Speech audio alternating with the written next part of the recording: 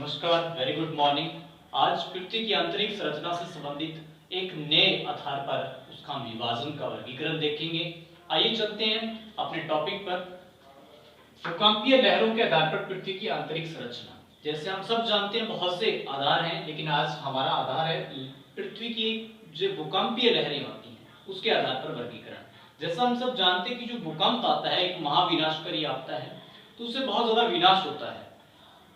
जब भूकंप आता है तो धरातल के नीचे तीन प्रकार की तरंगें चलती हैं, प्राथमिक, द्वितीयक और तृतीयक। उनकी जो गति होती है, उनके संचरण करने की जो प्रक्रिया होती है, उसके आधार पर अंकन करके भूगोलवेत्ताओं ने पृथ्वी की आंतरिक संरचना को एक नया वर्गीकरण प्रस्तुत किया, जो हम इसको आसानी से देखते हैं, जो काफी महत्वपूर्ण भी है। पृथ्वी की भूकंपीय लहरों के आधार पर पृथ्वी की आंतरिक संरचना। इस आधार पर पृथ्वी को तीन भागों में इन्होंने डिवाइड किया है। एक स्थलमंडल,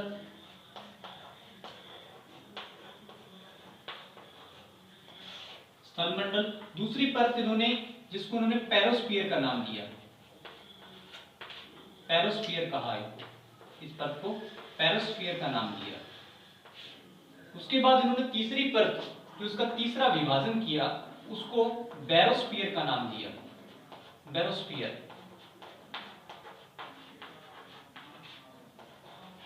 इसको हम एक डायग्राम के द्वारा समझते हैं ताकि आपको अच्छे से इसको समझ में आ सके।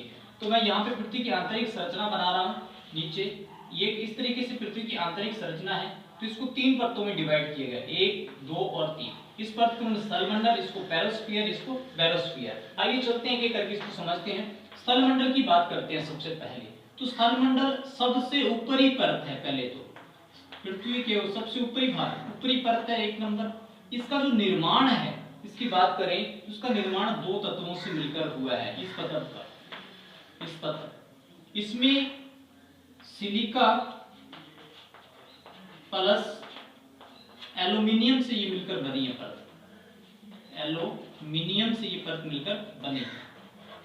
इसकी हम बात करते हैं गहराई की। इसकी जो गहराई है वो 0 से लेकर 100 किलोमीटर तक इसकी गहराई मानी है। मतलब यहाँ स्थलमंडल से लेकर यहाँ तक इसकी जो दूरी है वो 100 किलोमीटर मानी है। यहाँ तक 100 किलोमीटर इसको माना गया है। इसके यहाँ पर हम बात करें घनत्व की, तो घनत्व यहाँ पे 3.5 जीसीएम घनत्व पाया जाता है।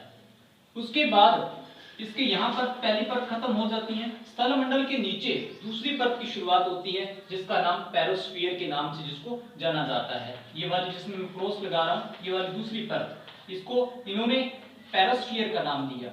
पेरोस्फीयर की बात करें तो पेरोस्फीयर का जो निर्माण है वो कई प्रकार की चट्टानों से मिलकर हुआ है, इसलिए इसको मिश्रित परत के नाम से भी जाना जाता है। इसलिए इसको मिश्रित परत भी कहते हैं, इसको मिश्रित परत कहते हैं। उसके बाद हम बात करते हैं इसकी गहराई की।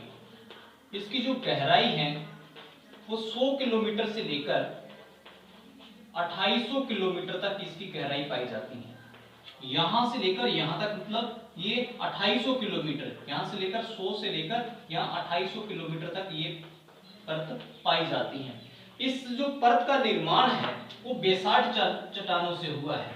इस परत का निर्माण बेसाल्ट चट्टानों से हुआ है, बेसाल्ट चट्टानों से इसका निर्माण हुआ है। अब बात करते हैं इसके घनत्व की। यहां से लेकर यहां तक, यहां तो 3.5 होता है, यहां जब परत समाप्त होती है तो यहां घनत्व 5.5 जीसीएम पहुंच जाता है।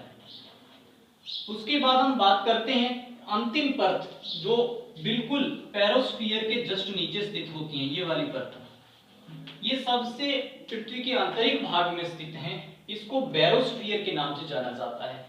इस परत की यदि हम सबसे पहले गहराई देखें तो इस परत की गहराई 2800 किलोमीटर से लेकर 2800 किलोमीटर से लेकर पृथ्वी के केंद्र तक इसकी गहराई मानी है।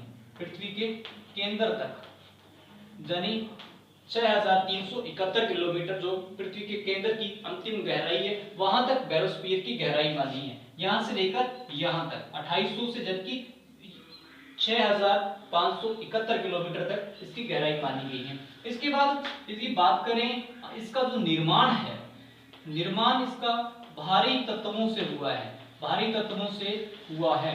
भारी तत्व मतलब इसमें निकल प्लस लोहे से मिलकर बनी है ये, निकल प्लस लोहे से मिलकर बनी है ये तत्व। और हम सब जानते हैं कि निकल और लोहा बहुत ज्यादा भारी होता है, इसीलिए यहाँ पे जो घनत्व भी है काफी ज्यादा जाके बढ़ जाता है। तो यहाँ पे घनत्व 11 जीसीएम पाया जाता है, 11 जीसीएम पाया जाता है। ये था भूकंपीय लहरों के आधार पर पृथ्वी का आंतरिक संरचना। आशा करता हूं कि आपको बहुत पसंद आएगा। धन्यवाद।